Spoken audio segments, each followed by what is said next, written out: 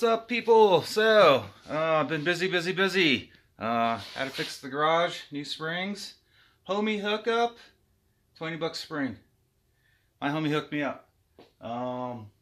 Yeah, because they both broke, and now the garage moves smooth.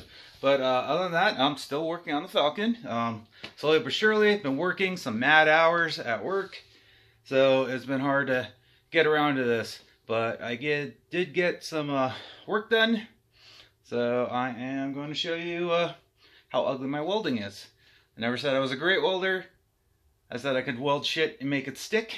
And that's what I did. Because I've gone in there and hopped up and down. I haven't fallen through the floor. So I'm going to say it's good. So let me flip the camera around and show you my tunnel, the seat mount, and the rear subframe brace thingy. So here we go. Here are my seat bracket mounts.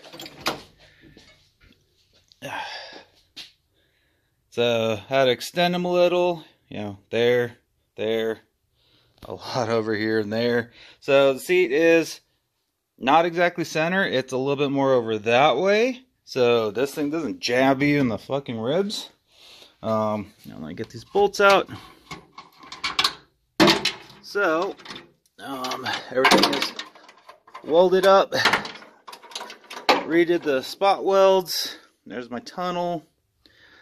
Still need to weld that stupid back piece, but like I said, been busy. Oh, come on, seat. And so, seat goes in. There are holes like that. A bit more.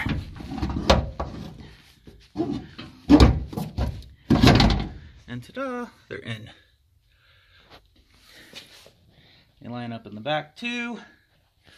And that seat's somewhat bolted in. Had to lay it back, of course, because I was welding this side.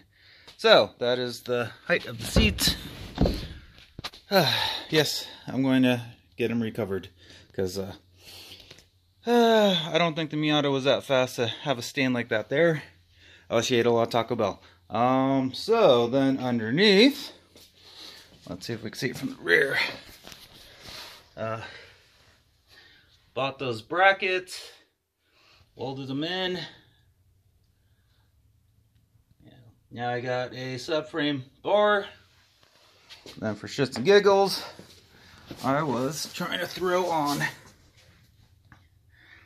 the torque arm to figure out if my e-brake cables will clear and I can use the Miata handbrake, or I gotta use the Falcon one because the Falcon one reaches back here. So here's those. You see the bracket that well? Yeah, so those are those brackets. Turns out I'm missing the two front ones, but then again, I am nowhere near the floor. So I think I might bend them outwards and connect to the Miata or Falcon subframe.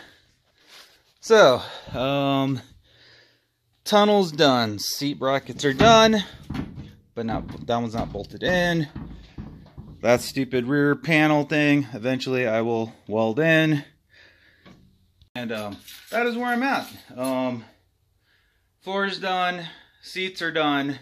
Oh, front seats are done. Back seat, I still need to fit it and make sure I don't have to cut anything more than I already did. And then it's just fabricating the last 8 inches of subframe between Miata to Falcon. And like I said, those two green bars, split them out like that to connect to almost the exact spot of the front leaf spring mounts.